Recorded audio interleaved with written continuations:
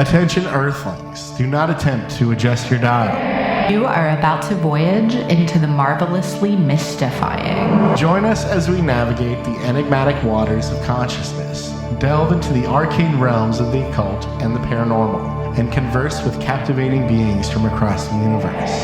Prepare to expand your mind, challenge your perceptions, and journey into the unknown with your guides, Bunnicula and HP Hovercraft. The frequencies of strangeness await. Welcome to Dizzy Spell.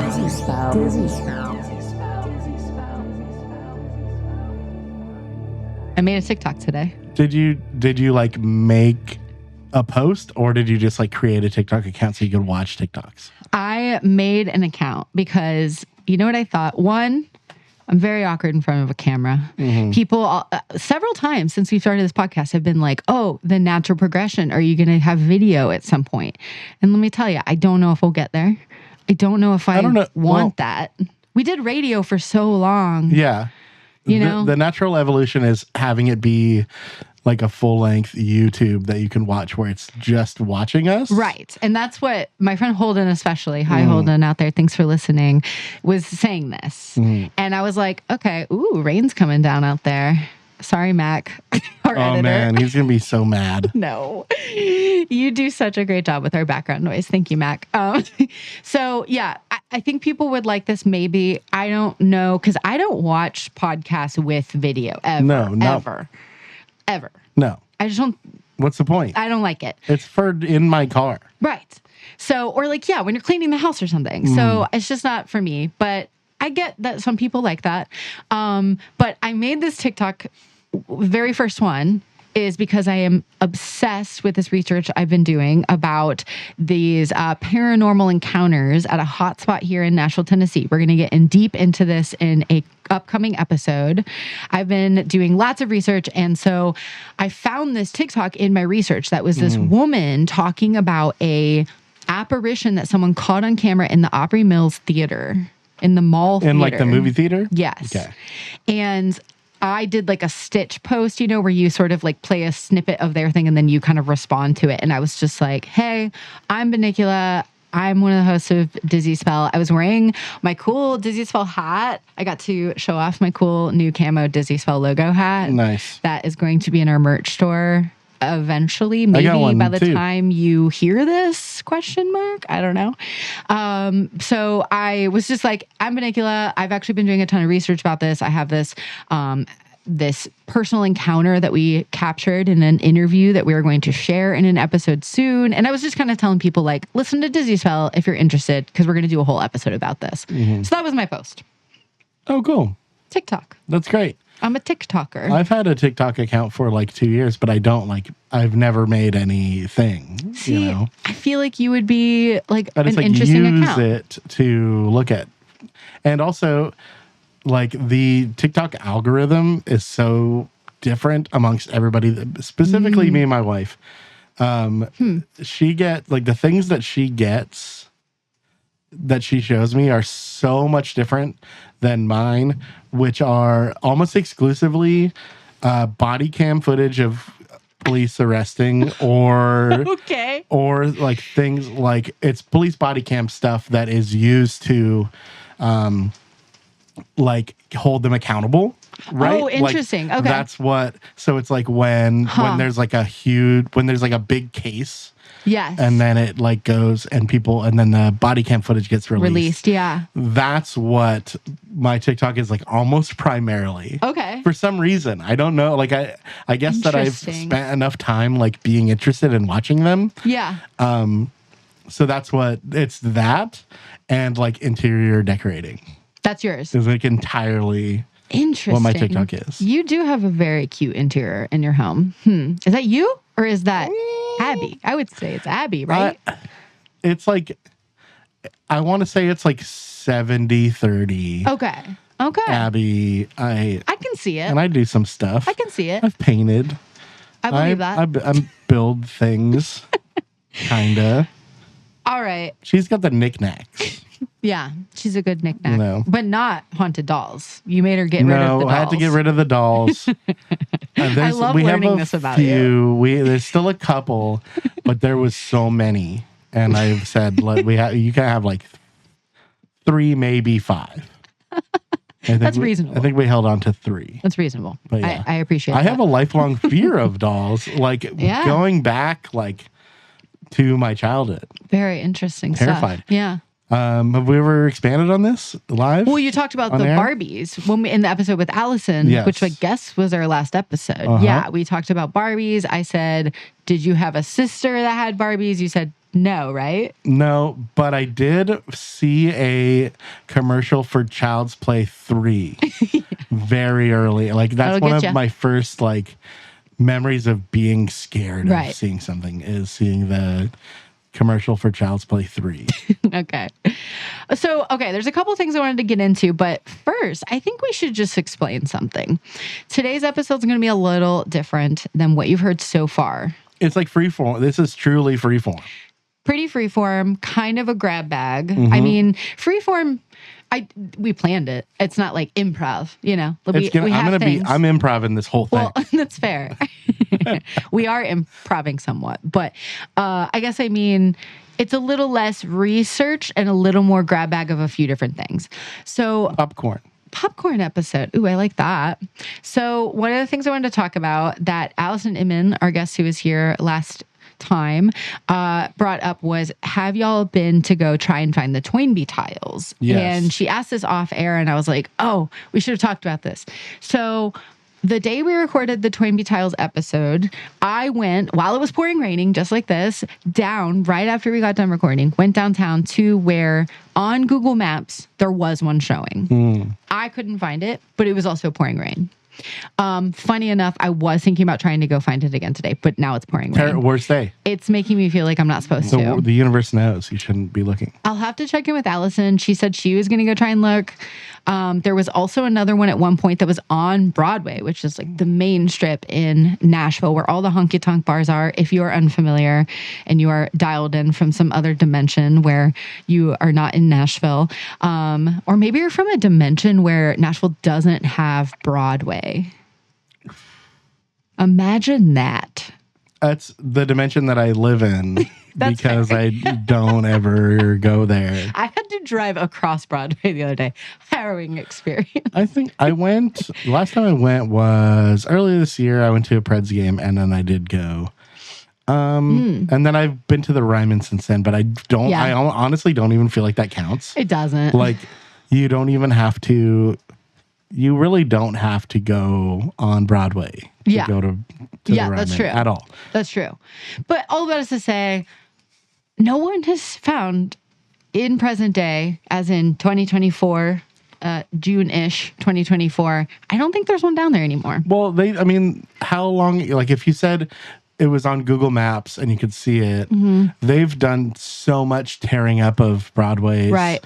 But I feel like those are at least relatively updated, like the Google Maps Street View things. Yeah, right. I think or Google there might Earth, be a way to look at when the image was taken. Yeah. So I should do that. That's what I should do. Because even if it was in the last 5 years, which I feel it had that's the longest amount of time that it can be from.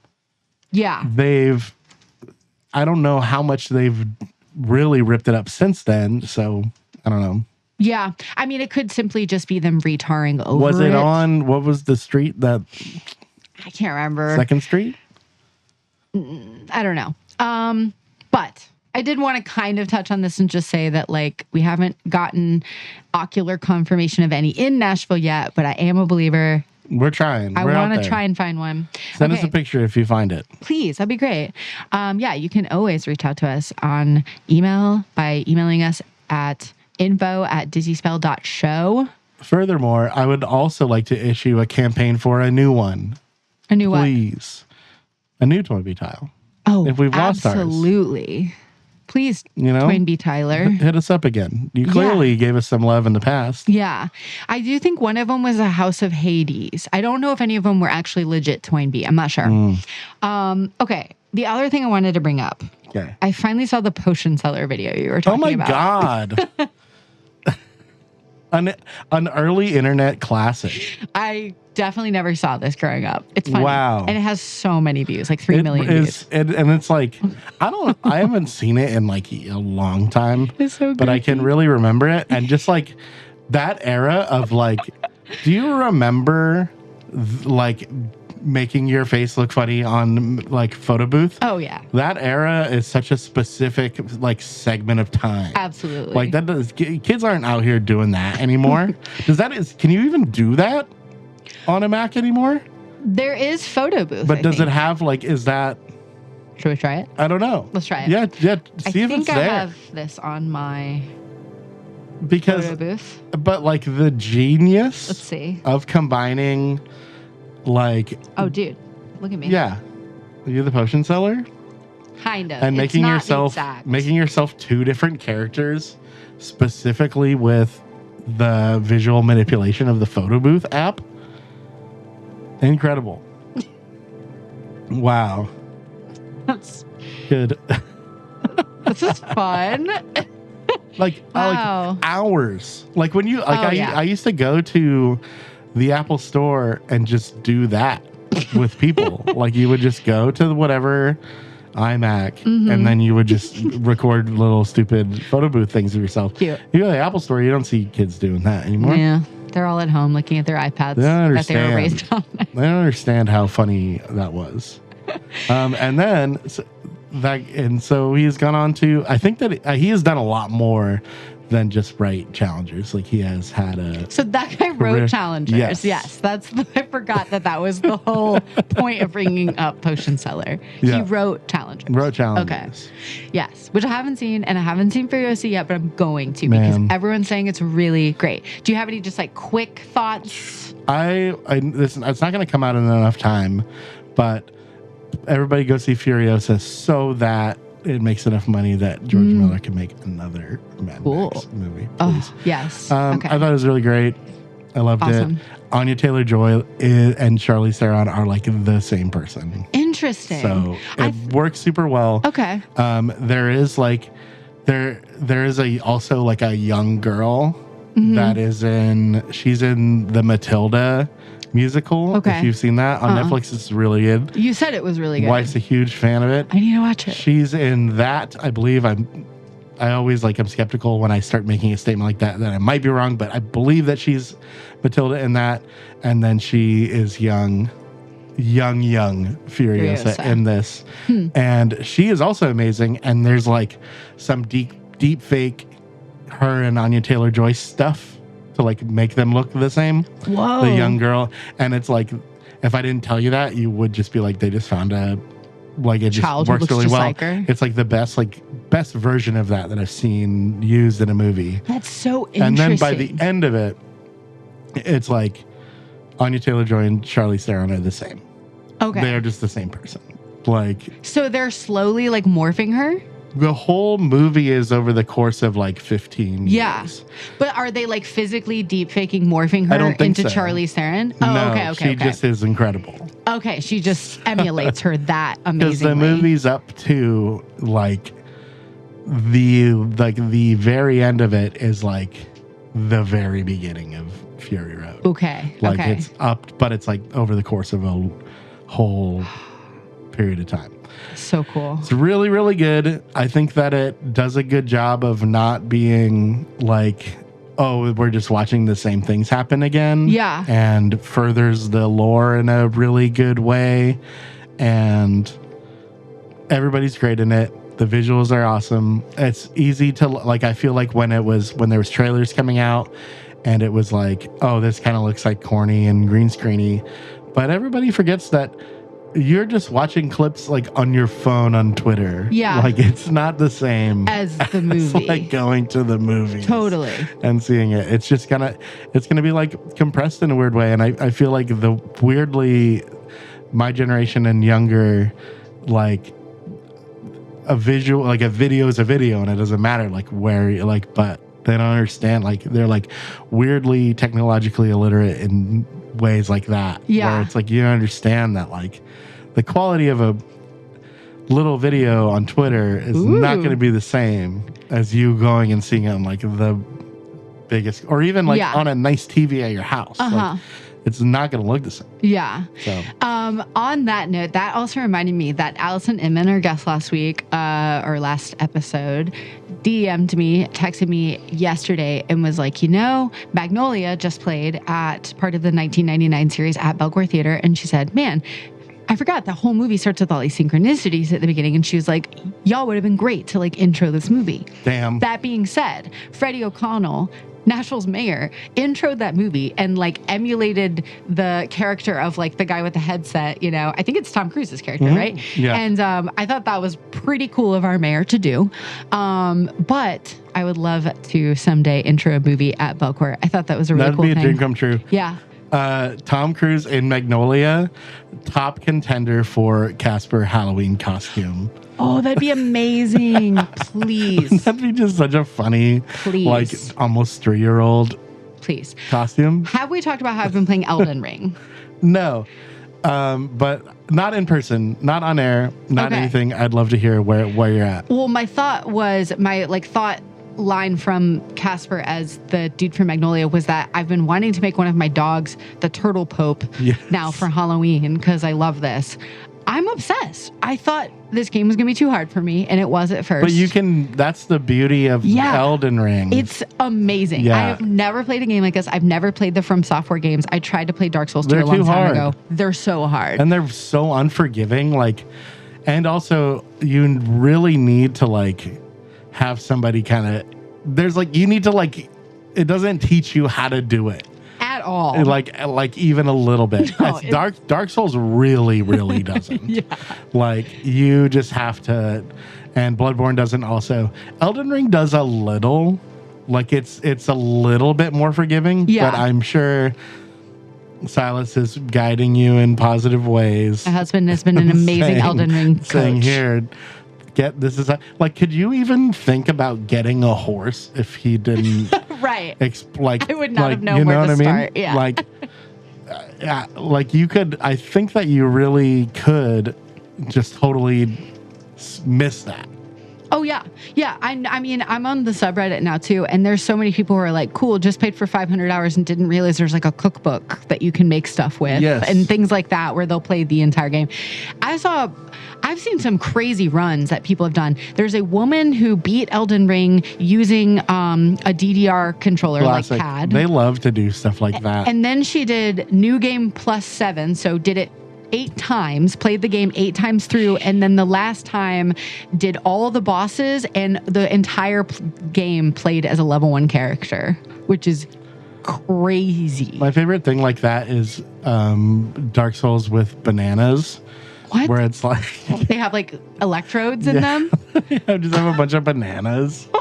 And they're all linked up to being a specific button, and so you're just doing... I have to post a video of this on our Dizzy's It's just Instagram.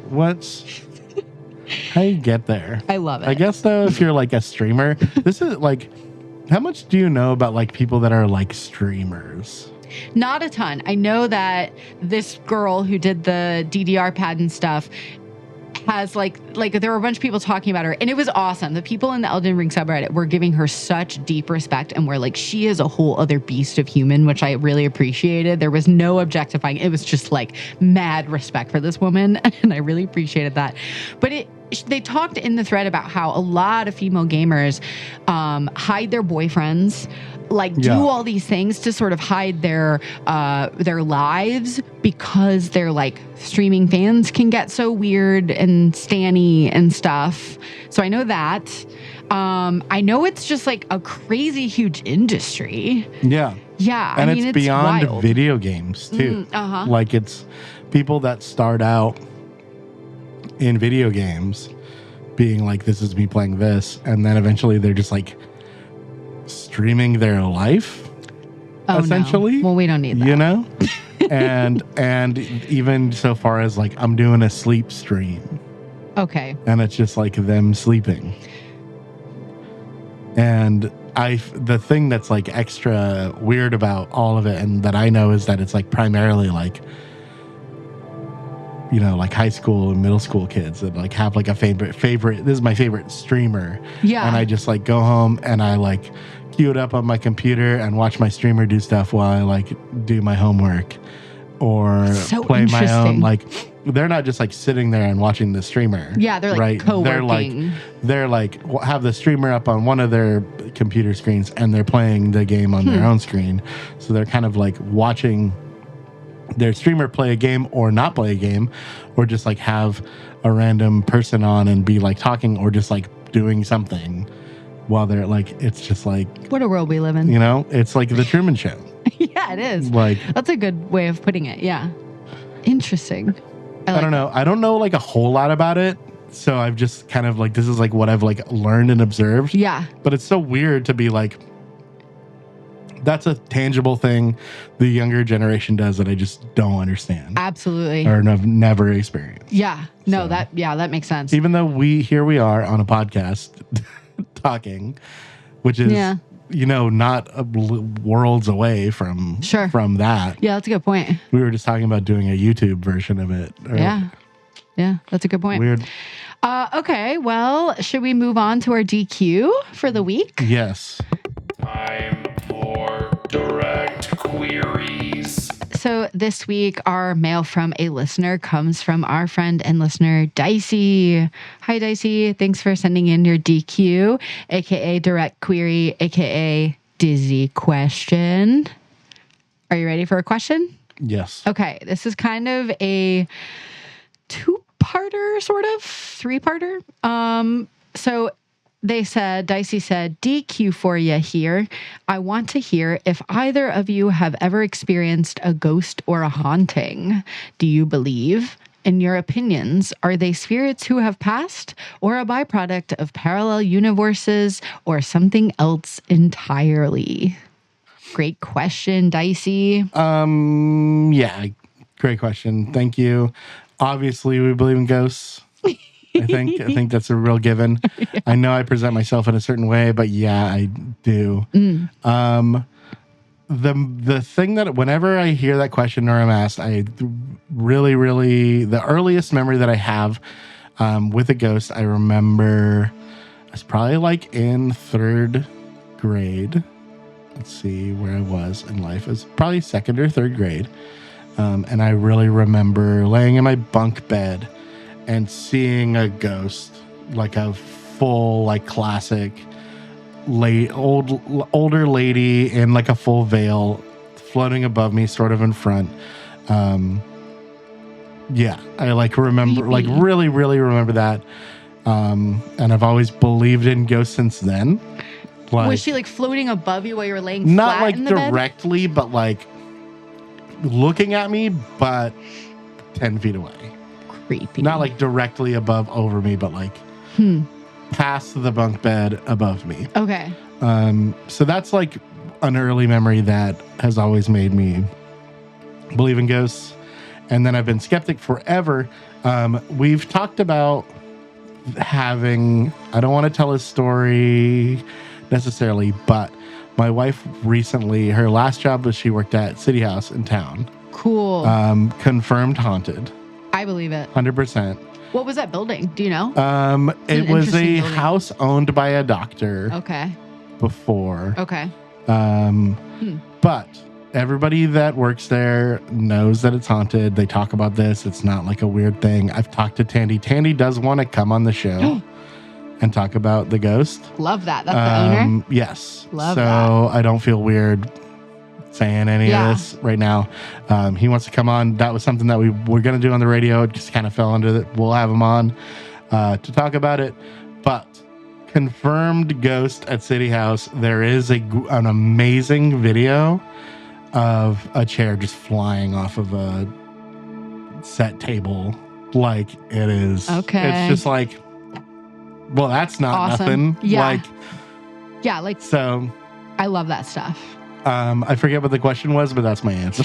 No, that's great. Yeah. Have you ever experienced a ghost or haunting? Yes. Do you believe? Yes. Yes. Last part of the question. Not my story, but a story that made me be like, well, yeah, obviously. What else? You know? So last part is, do you think it's spirits who pass, byproducts or parallel universes, or something else? I think that I really like this one where it's like you can. Have you seen that movie A Ghost Story? No, but I know what it is. Okay, so there's kind of like this idea that once you die, you go into the light, right? Like that's the classic like thing. Sure. You go to the light, or you can choose to not and stay for a while. And like whether or not that's like confusion in the moment, not ready to accept. I think that if you are like already accepting of your death, like say you're on your deathbed, you're sick, whatever, you're more likely to pass. Just follow that. Sure. And then if you die suddenly, maybe you don't do that. And that's Absolutely. why it's so common that like it's like, oh well, the ghosts are people that are quote unquote ghosts are haunting whatever because they died in an accident or a nasty way or something. Yeah. And so they are confused in the moment, don't necessarily follow the light, stay around for a while until they finish out or accept. Yeah. You know? Yeah. That's kind of what A Ghost Story is about. Sure. Like unfinished business. Not even necessarily, but just like this kind of like wandering feeling of like, okay, well, I'm not ready. Like, what am I gonna, what's gonna complete me, I guess. So I like that. Yeah. I like that kind of idea where it's like unfinished business. Yeah. Sort of not ready to go. Leave your corporeal form. Is that correct word? Totally. You nailed it. And yeah, hang out for a bit. Yeah. That's kind of what I think of when I think about ghosts. Yeah, I feel it. Yeah, I mean, to answer that question, in my opinion, first, I like to think it's like a combo. So yes, there are some spirits who have passed, but like you said, have not made it to the light or whatever. They have some reason, or they're just confused. I have worked in a place that had spirits, and we had someone come in one time who said they saw the spirit. I could feel it, but I'm not the type of person to see spirits really as much. But this person came in who was a medium. They said they saw the spirit and that the spirit was just confused and was just like, why am I here?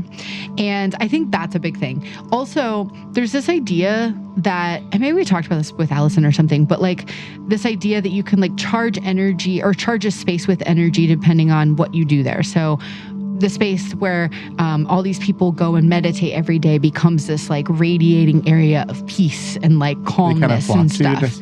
Yeah.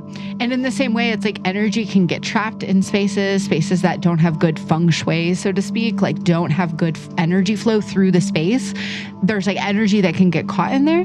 And so sometimes I don't think it's necessarily like a piece of their spirit. It's more like when someone was in a house for so long and had these habits and did the exact same thing every day, there's like a part of that that doesn't leave, because when you die, energy doesn't get destroyed. It just transforms into a different form, right? Okay.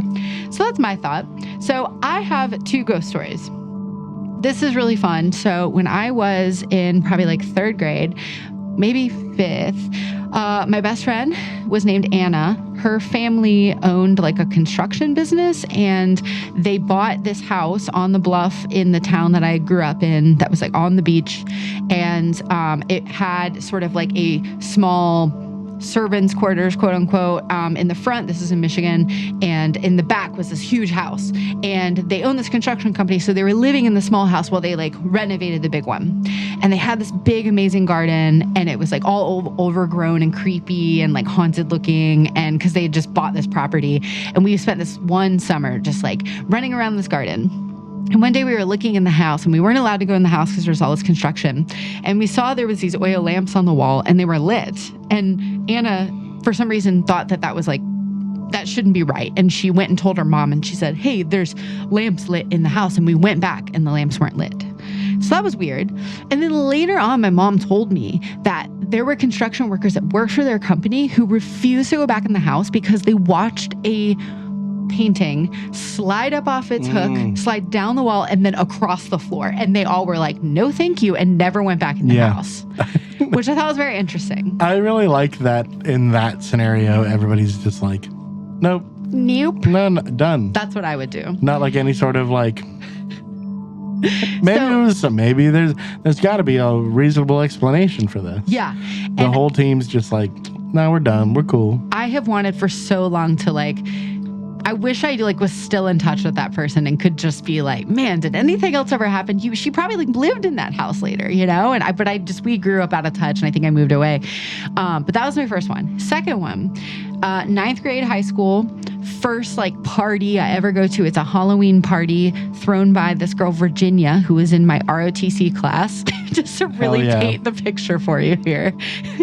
First time I ever made out with a boy, very exciting stuff. And they had this Halloween party, and then afterwards we were having sort of a slumber party, and we went to the video store. This is dating me real hard right now. We went to the Blockbuster and we rented a bunch of the Hellraiser movies. So we come back to the house and we're all sitting in her bed. And she had one of those TV VCR combo TVs that you used to have. And it's at the end of her bed, and we're all watching it. And we watched all of Hellraiser 1, and then we were watching, I think it's Hellraiser 2 is kind of near the beginning, has this intro part where there's this psychiatrist who's quoting the book of Revelations. And they say, and the demons will rise out of hell and walk the earth. And the TV shut off. And at this point, it's after midnight on Halloween. We're all creeped out. We're like, that's weird. So we turn the TV back on. We press play on the VHS. And the demons will rise out of the earth. TV shuts off again. We're like, okay, that's weird. Do it again. Turn it on. Press play. And the demons will rise out of the earth. TV shuts off. You can't do something 3 times. Check us out. TV shuts off. We try to turn it back on. It will not turn on. And while we're all staring at this TV going, what?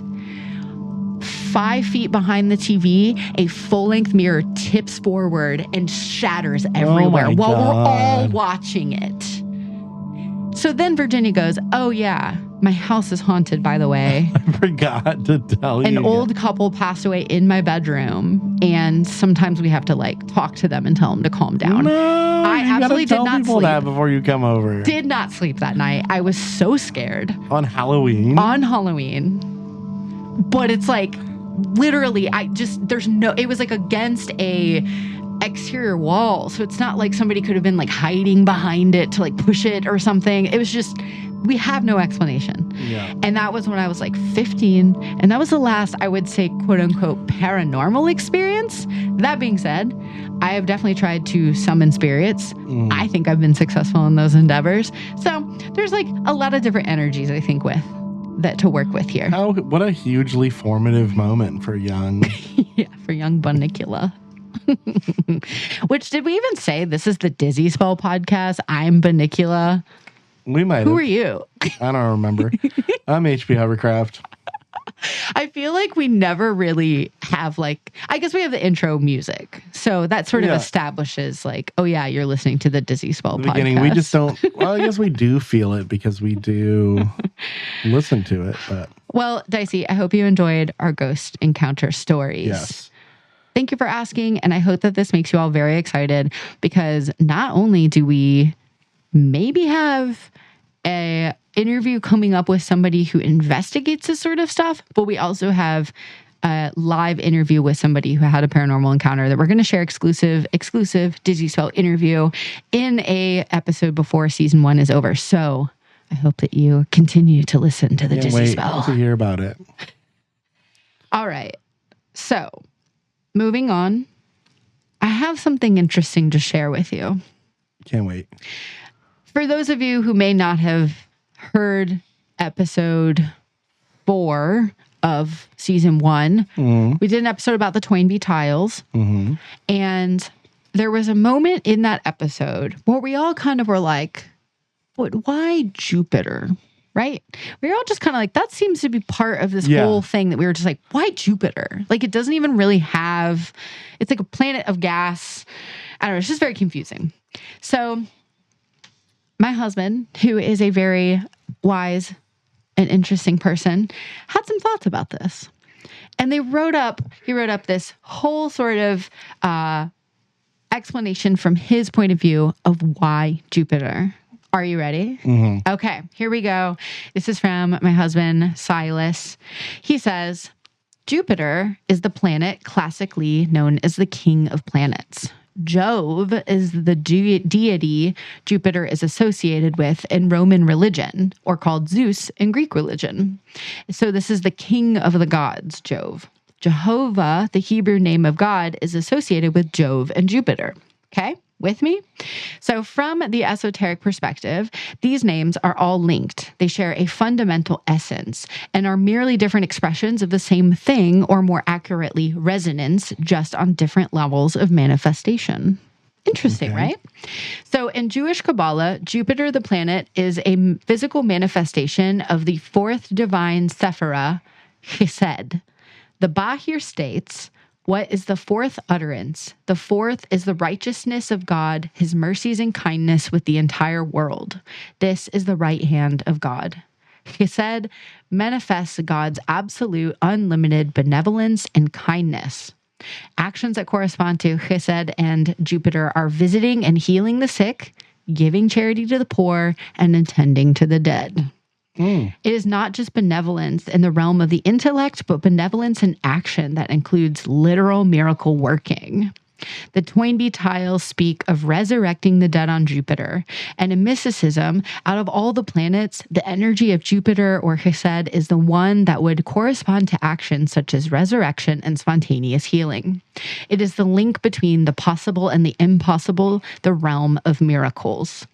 I'd also add that the Christian angle that the tiles have makes sense with all of this as well. Jesus resurrected Lazarus. Lazarus was one of his most beloved disciples, and pure love and compassion are the energies of Jupiter. His love of Lazarus was the miracle. It was the resurrection. Jesus channeled Jovian energy in that act. Interesting, right? So what you're saying is past advanced society on Earth moved to Jupiter. Mistakenly thought conditions were sustainable. All perished. We have to go and resurrect the civilians of the Jupiter. dead on Jupiter. Wait, I love this. This is an interesting take that I don't feel like anyone ever brought up before. I like this. Wow. Can I say? Very cool. You always have fun theories. I love that. Interesting. They were like, stuff, we can do it. That's the ideal planet. And then they went, oh no, we made a huge mistake. We have to send a message to future Earth. Oh no. I love it. Gas planet. Okay, run the commercial. That's Mike. That's Michael. And that's Keith. And if you're a fan of Dizzy Spell, then you must be a fan of the strange and unusual. And I myself am strange and unusual, and so is our podcast. So if you like a fierce horror podcast that slays the competition, come check us out on the Horrified Podcast. You can find out more about us on weonthistown.net. Follow us on Instagram at the Horrified Podcast and stream us on all your favorite streaming services. Until then, just remember, we killed Liz. We killed the Team Dream. Deal with it. All right. Well, moving on. Should we move into the Dogman? Yeah, let's just do it. Hit us with the context here, HP. I attended a rock and roll concert last Sunday. It was From the Bottom. Cruelty. 200 stab wounds. Dying fetus. Amazing. Great show. Whoa. At the East Side Bowl. Wow. Really, really good. Afterwards, went, as you do, across the street to the D's Country Cocktail Lounge. Had several cold beverages with people that I knew. Heard a man. I don't remember what he said, but he was talking about the Dogman. And I cued into him and went, my brother, tell me everything that you have to say about the Dogman. And, pardon me, I asked, can I also record this for my podcast? And he said, yes, of course. I need to get my story out. This is a partial recording of what he said. He has well, just play it. Just play it and we'll expand on it from there. All right, here we are. This is a recording of, right? At D's Cocktail Lounge. I talking maybe about want the to. Dogman. I don't know if I want to put his name in there. Oh, It's not in the recording? It might be. I don't think it's in this one. Okay. We'll just bleep that out. Okay. Because I'm just...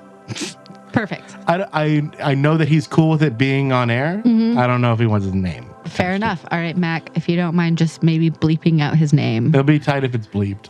Yeah, I like that. That's way better. Okay. Thank you so much. All right, here we go. Let's go. I had an experience at my first memory, crib memory.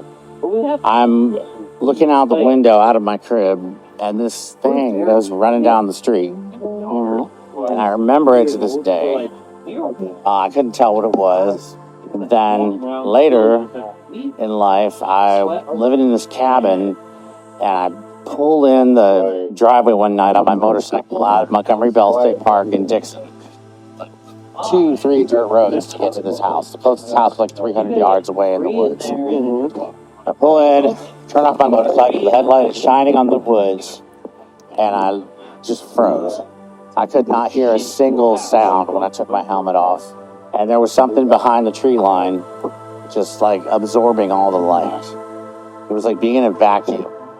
And it took me about 15, 20 seconds to let go of the handlebars and sprint for the house. And I fully expected that something was going to bash the door in behind me. So it was a visual sighting, but definitely just, I didn't see the actual creature, but I saw all the effects around it. And it was fucking terrifying, absolutely terrifying. And I'm not afraid to be out in the woods at night. I go hiking and stuff at night. And fast forward about 10 years after that, I'm on a night hike, and I'm walking with my dog, and I got that same feeling again. And a voice that was not my own came into my head and said, "You need to turn back now, you're going to die." So I did. I turned around, went straight back to the parking lot. And I've had that same experience with like either a benevolent voice or another voice in my head telling me, "You gotta get out of here like right now." So I will talk about it in more detail with you, but I've seen shadow figures. I've had we lived in a house that was haunted when I was growing up. Whoa. Okay. That's going to be part one of like this conversation with this guy. Because I did take a longer clip. We talked for quite a bit of time post that. But I just need to dice it up. I need to cut out some stuff. So that's him. Basically, he has had a number of experiences with the Dogman, or I guess there's many Dogmen. Yes, I've kind of heard that. And furthermore, I have this photograph that we have permission to post From him? Yes. So this is it. And it doesn't seem like a lot until you see it. Oh, it's like some like scary stories to tell in the dark or something. It gives me creepies. Yeah. That's in a window? Yeah. And the context of that is that it is about 9 or 10 feet. It's like a second story window. No. Yeah. So oh, the horror. And further, there's like, he goes on to say they buried a dog, like their dog had recently died, or their neighbor's dog, and they had buried it, and then they found it unburied with like a perfect slit and like disemboweled. No. Yeah. Whoa. Okay, well, can't wait to unpack all of that. There's a lot to more, and but just that initial, he's been seeing this Dogman basically his whole life, and now that he's really out there, it's like in the neighborhood, like really in that's crazy. Like out in like, Montgomery Bell is where people see it. Yeah. Yep. Yeah. This is wild. I know at least 2 people who said they have seen it. Of the Dogman. Mm-hmm. We'll post that photo on the gram. Yes, we will. And I gotta edit this interview a little bit more, but you'll hear more about what our friend has to say. That's very cool. Wow. Very cool. Okay, so I wanted to revisit something we like briefly touched on with Alice and Inman when they were here. Okay. I wanted to circle back to this whole story about Andrew Garfield, aka Spider-Man. Yes, I've been dying to know more about this. I got the scoop. Okay. Thank God. So Andrew Garfield, known as Spider-Man, I literally don't know anything he's ever been in. Like, Man, what is he? The Social Network, Haven't seen the Imaginarium of Dr. Parnassus. I have not seen that. Under the Silver Lake. No. You would probably Maybe. like that movie a lot. Maybe I have seen that. That sounds It's familiar. super like Lynchian. Is it like the one where there's like the killers in the woods? No. By the lake?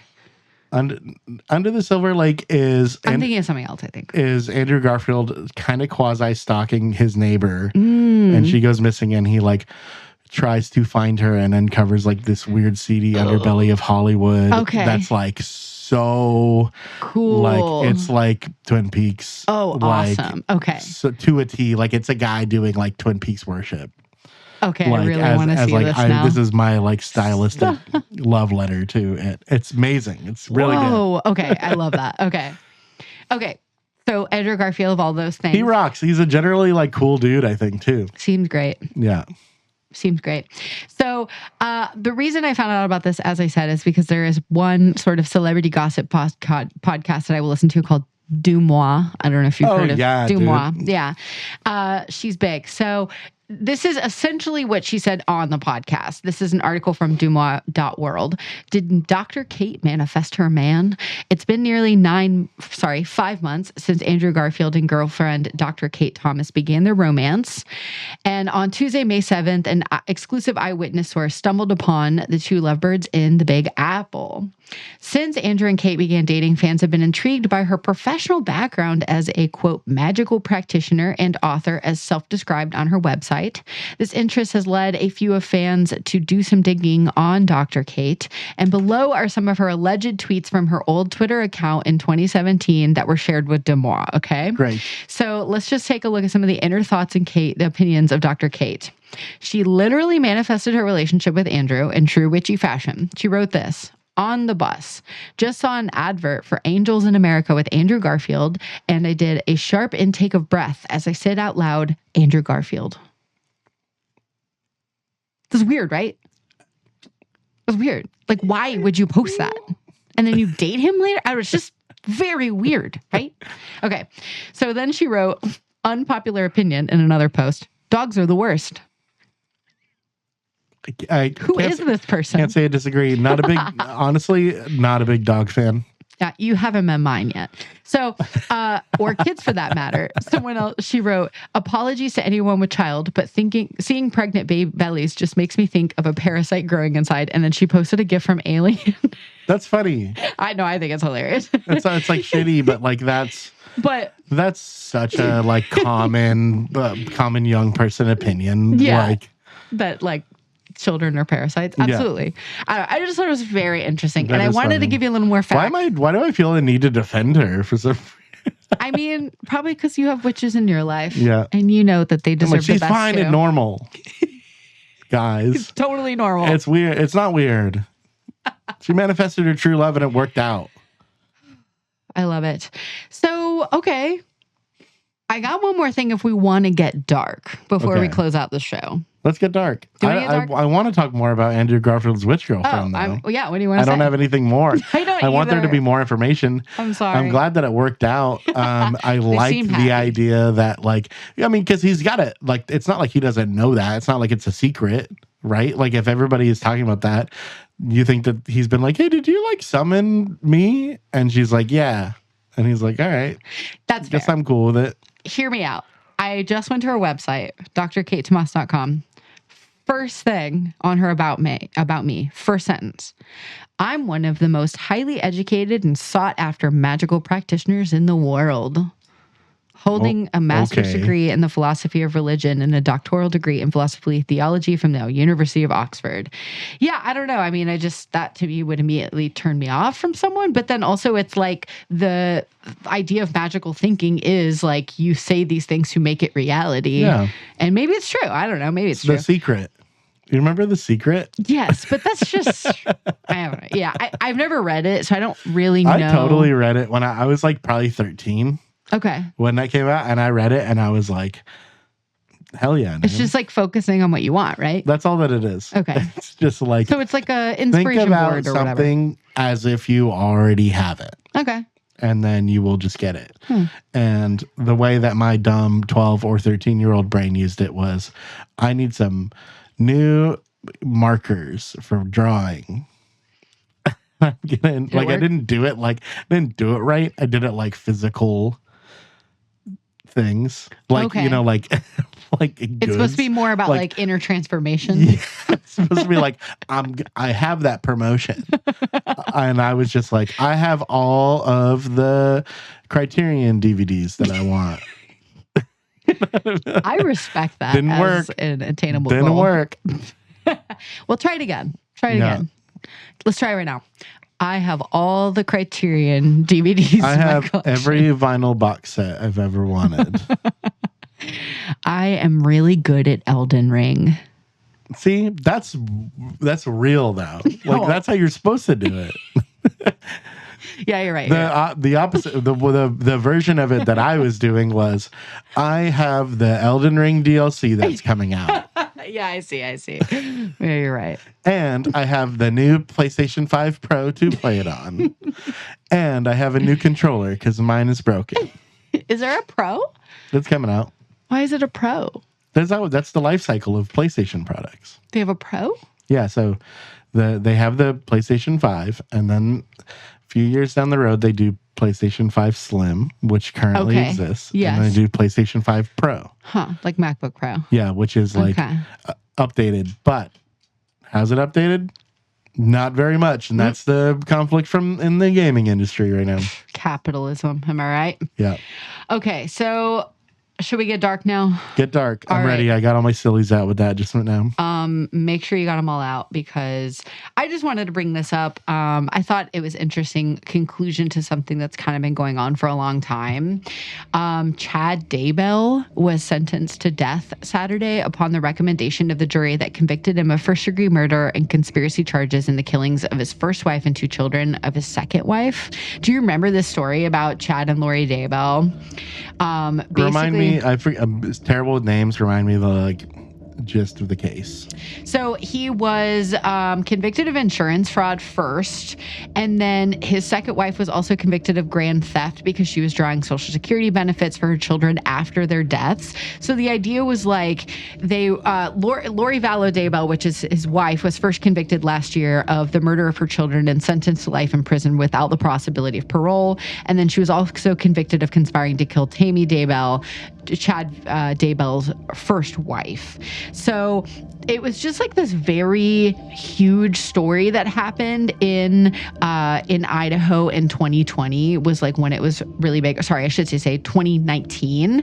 Oh yeah. I was just reading about this the other day. Tammy Daybell was found dead in her Idaho home on October 19th, 2019, a few weeks before Chad Daybell married Lori Vallow Daybell. So yeah, it was just like this very dark and disturbing story that came out. And I think really just everyone sort of locked onto it because it was just like very sad. His wife was found dead in their marital bed. And then 17 days later, Tammy Daybell is photographed laughing and dancing on a beach in Hawaii at his wedding. Yeah. And there's like video of her getting arrested, like tanning like by the pool. I think so. Like, yeah, I think that's right. It's really sad. So Chad Daybell's two children from a previous marriage, I think it's Lori Vallow's children from a previous marriage were last seen on a couple different days in September 2019. And relatives in November finally asked the police in Rexburg, Ohio to do a welfare check because they hadn't talked to the kids lately. And then they were told that one of the kids was staying with a family friend. And so they returned with a search warrant the next day, but the couple had already left to go to Hawaii. So it's just unfathomably sad. In the statement, the families of the children said that these two bright stars were stolen from us. We only hope that they died without pain or suffering. But I don't know. I just think that of all people in the world, I'm good with Chad Daybell being sentenced to death. Yeah, cool. Yeah.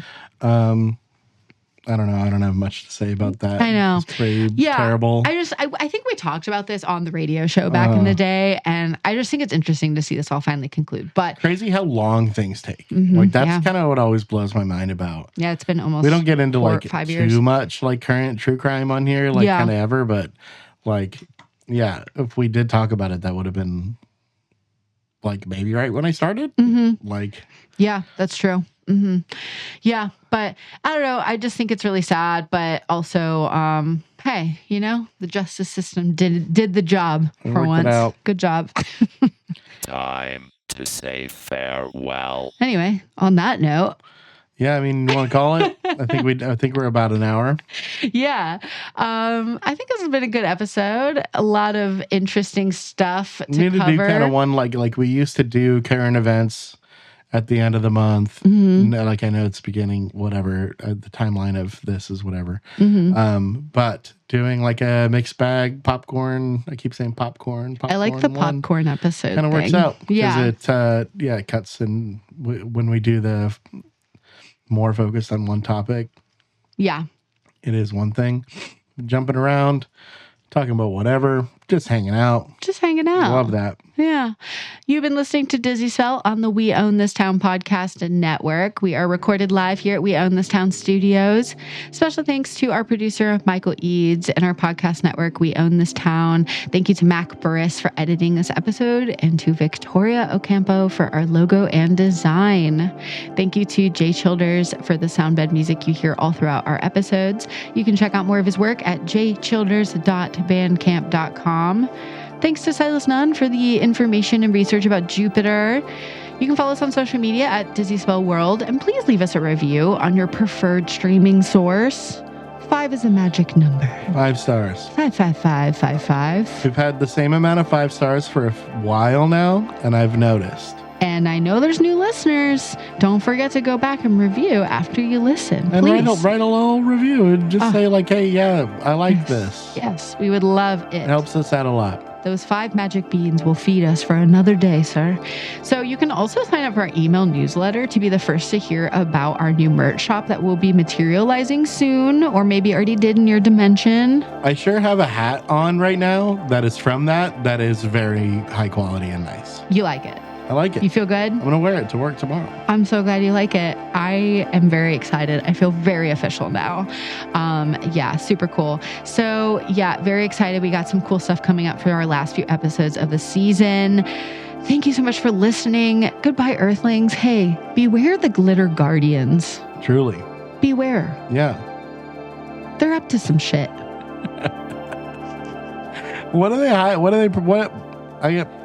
We need gotta do an answers. update on that one. We need answers. We need to submit. What do you think they're making? Boycott it's been a while. The glitter industry, man. Yeah. All right. Bye. You know you see glitter every day of your life, whether you realize it or not.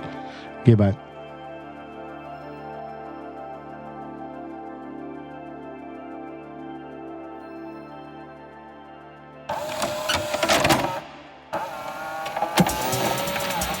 From 1980 to the early 90s, my father owned a video store in a small town in Kentucky.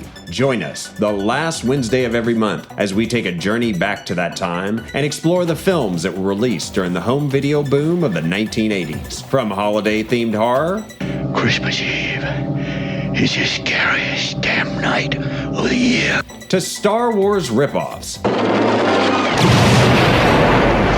There were countless trends during this period of cinema, as the advent of home video created an entirely new market for both producers of low and high budget cinema.